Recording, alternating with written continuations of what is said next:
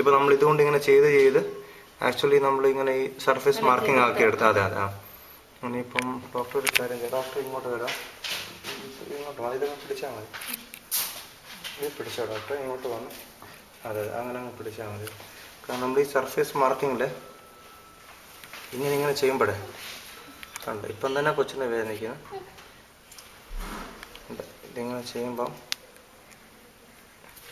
കണ്ടോ ഈ ഒരു എഫക്റ്റ് നിൽക്കണം ആക്ച്വലി.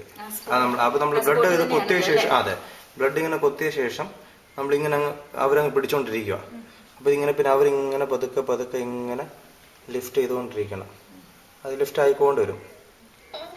കണ്ടോ ഇച്ചിരി പെയിൻഫുൾ ആണ് പ്രൊസീജിയർ. അത് ഇങ്ങനെ ഇത് കുറ്റി പോലെ ഇങ്ങനെ കയറിക്കൊണ്ട് വരും ആക്ച്വലി ഡോക്ടർ.